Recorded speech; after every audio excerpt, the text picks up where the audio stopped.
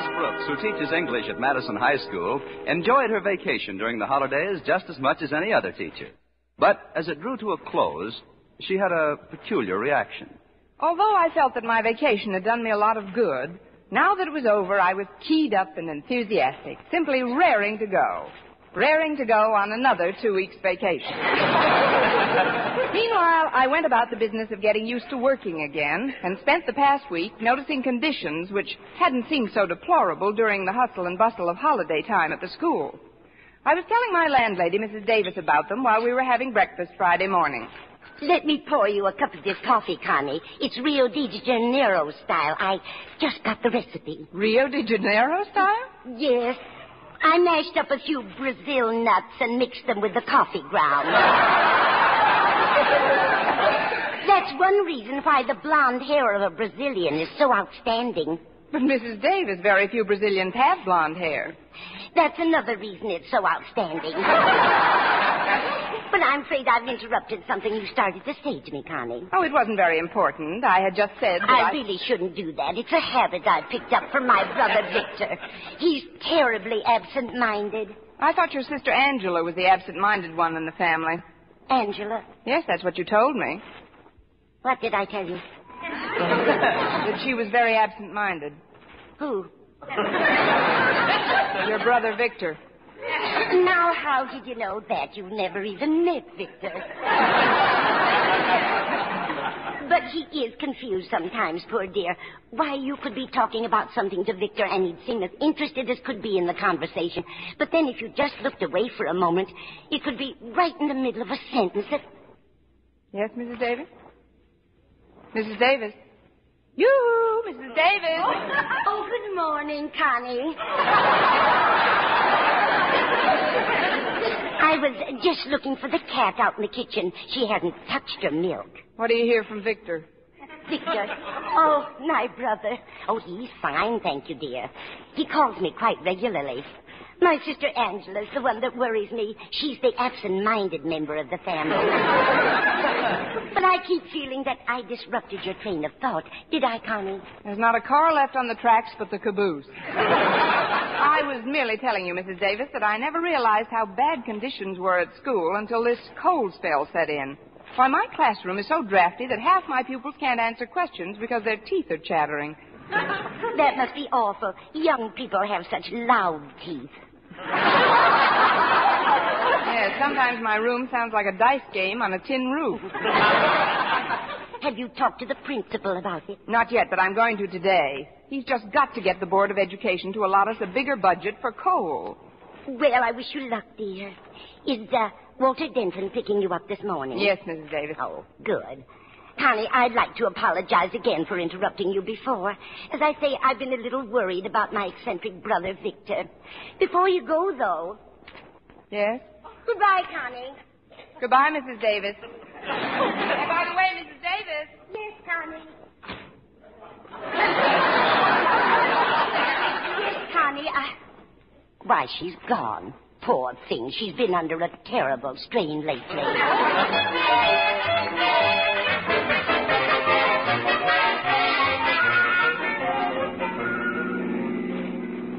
I'm glad you picked me up early, Walter. I've got to stop in and see Mr. Conklin before my first class. Oh, golly, Miss Brooks, there must be some pleasanter way to start off a Friday morning for a perfectly nice English teacher. Yes, there must be. Oh, it isn't that I don't respect Mr. Conklin. It's just that, oh, there's something about you, Miss Brooks, that, well, before the hallowed walls of our beloved Madison High heaves into view, I want you to know that... Just a minute, Walter. Would you mind taking that sentence again a little slower? I nearly exclaimed, before the hallowed walls of our beloved Madison High heaves into view. That's what I thought you explained. Anything wrong, Miss Brooks? Well, frankly, Walter, I'd hesitate to correct that sentence without stopping at Teachers College for a refresher course. But what do you mean by heaves into view? Well, every so often you read about a ship that hove into view, don't you? Yes. Well, hove must be the past tense, mustn't it? Heave, haved, hove, isn't it? Oh, of course not, Walter. Heave, heaved, haved, heave, haved. What do you want me to know before Madison High heaves into view? that you command as much respect as Mr. Conklin, plus the admiration of the entire student body, and that your personal warmth and charm is only exceeded by your excellence in your chosen field of instruction. Ain't it the truth?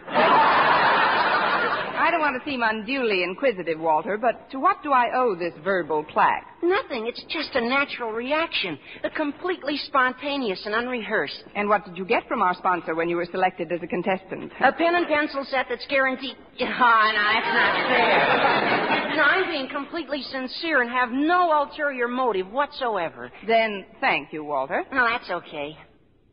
Miss Brooks? Yes? Would you do me a favor?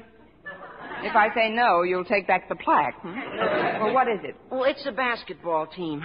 As you know, I'm the new manager, so it's up to me to see Mr. Conklin about getting some things that we need immediately. And? And it's up to you to see Mr. Conklin for me because I'm rarely up to seeing Mr. Conklin. What I mean is that we've just got to get some more trunks. Where are you going? No, we're not going anywhere. No, we need stuff for the guys to put on while they're playing. You see, right now, every time we send in a substitute, he has to take a blanket along with him and change trunks with the fella he's replacing. About 10 pairs should do fine. 10 pairs? Why don't you just get a larger blanket? Oh, no, this is serious, Miss Brooks. Oh, another thing you've got to talk to Mr. Conklin about for me is the temperature in the gym. It's so cold in there, a good humor man has to referee the game. Of course, I'm exaggerating, Miss Brooks. I know, Walter, but, A, just what do you want me to ask Mr. Conklin? And B, why should it be me instead of you? Well, A, to requisition $100 worth of equipment for the basketball team from the school board, and B, because you're older and carry more weight. And C, if we were driving in my car, you'd be walking by now. Well, you don't understand, Miss Brooks. I'm not trying to shirk my duties, but... Oh, this is a legitimate beef. Let me put it this way. In the stockyards, when they want the sheep to run a certain way, they don't send a little lamb out to guide them. They send an old goat. I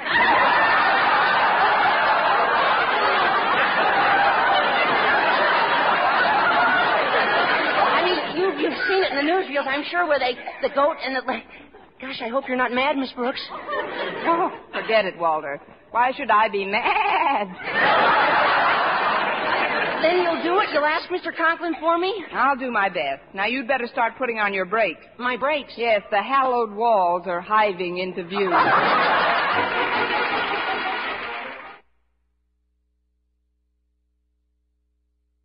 Ladies, regardless of age, skin type, or previous beauty care, doctors prove you, too, may win a lovelier complexion with Palmolive soap. But to win this lovelier complexion, the kind men admire and women envy, you must stop improper cleansing. Instead, use Palmolive soap the way doctors advise. Remember, 36 doctors, leading skin specialists, advised 1,285 women, many with complexion problems, to use Palmolive this way.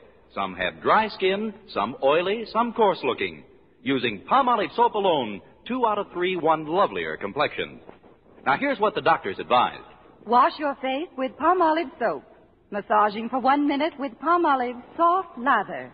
This cleansing massage brings your skin Palmolive's full beautifying effect. Rinse. Do this 3 times a day for 14 days. It's that simple. But doctors have proved this way, using nothing but Palmolive, really works. So forget other beauty care. Use Palmolive soap alone for a lovelier complexion. For loveliness all over, use big, thrifty bath-size Palmolive in your tub or shower. Well, here we are at school, Miss Brooks. If you will kindly disembark, I'll find a place to park and then return for a joust with the forces of education. If I was a gambler, Walter, I'd bet on you to place. Oh, there's Harriet Conklin. I think I'll ask her what kind of a mood her father's in. Okay, Miss Brooks. I'll see you later. Just a minute, Harriet. I'd like to talk to you. Oh, hello, Miss Brooks. I'm glad we ran into each other. Same here. Harriet, did you have breakfast with your father this morning? Well, yes, I did. How was he? His temper, I mean. Pretty good, Miss Brooks. Until Mother showed him some of the bills that had come in. Then what did he do? Nothing unusual. He just slammed down his paper, bit through his coffee cup, and left. It could have been worse. Sure, he could have bitten your mother. That's one of the reasons I'm glad we ran into each other. Miss Brooks, did I ever tell you what an unending source of inspiration you are? Oh, I must end somewhere. I mean it, Miss Brooks. You're more than just an excellent instructor of English. You're... I'm the patsy who's going to face your father with one of your problems. all-listen psychic, too. How did you know I wanted you to talk to Daddy for me, Miss Brooks? Well, why should you be an exception, Harriet? What's your beef? Complaint? The domestic science room. It's like a deep freeze. That room, too? It's so cold that most of us wear gloves all during the class. Makes it very awkward, Miss Brooks, especially when we're trying to use the sewing machine. Sounds pretty bad. Bad? It's terrible. Yesterday, Bessie Snyder sewed 5 of her fingers together. Oh, what's so terrible about that? Gives you an extra ladle for the cooking class. It broke the sewing machine, and we need $200 for a new one. Oh, but Harriet... Miss Brooks, it's up to you to make conditions in this school livable. For you mean? I'd better be armed with plenty of facts before I face your father, though. I think I'll make a survey of the rest of the rooms. Starting with Mr. Boynton's biology laboratory? Now who's psychic? Yes, Harriet, I think I'll interview the shy master of the microbes. I've been in there, Miss Brooks. It's even colder than the other rooms. I hope you can do something about it. I should be able to, with the experience I've had. Well, what do you mean, Miss Brooks? I've been trying to thaw Mr. Boynton out for years.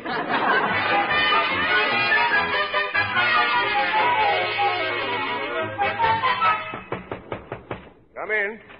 Hello, Mr. Boynton. Oh, it's you, Miss Brooks. How do you feel this morning? Cold, thanks, especially in here. Where do you hang your sides of beef, Mr. Boynton? Oh, it's kind of silly at that. I was going to ask Mr. Conklin about the heating situation, but now that you're here, I wonder if you would... Naturally. You better slip this coat on. Even your voice is shivery. No, this outfit I'm wearing is fairly warm. I've got 4 sweaters on, you know. Really? Where? Let's not get racy, Mr. Boynton. Sorry, Miss Brooks. I didn't mean anything personal. You never do. Well, the situation is pretty bad. Now, take my prize frog, McDougal, for instance. He's had a sore throat for weeks, and now with this cold spell, I'm afraid he's developing sinus trouble. Oh, here's his cage right here. Hello, Mac. How do you feel? Gesundheit. Have a Kleenex, Mac. You're welcome. It's no wonder he's sick. Look at the tank he's in. No provisions for heating or water at all. This morning, his breakfast was frozen 2 inches from his nose. By the time he did eat, he had indigestion. That's really awful, Mr. Boynton. This equipment is pretty obsolete. What's this bowl here? Oh, these must be some new fish. What's the name of these pretty blue ones, Mr. Boynton? Goldfish. They're just cold. They should slap their fins together. Oh, look at these cute little guinea pigs. Now, they're what I call sensible animals. Look how they huddle together for warmth in their cage. You know, Mr. Boynton, you and I could keep kind of warm that way, too. Oh, no, we couldn't, Miss Brooks. We could never fit into a cage that size. Well, no, but it would be fun trying to. Look, Mr. Boynton, about what do you estimate it would cost for new equipment for this lab? Oh, a couple of $100, roughly. $150 if you smooth it out. That's a sort of a joke, Miss Brooks. First I said roughly, and then $150 if you smooth it out. Oh. That's a Lulu. I know another one, but I wish you'd stop me if you've heard it. It's about this group of people. I've heard it. You have?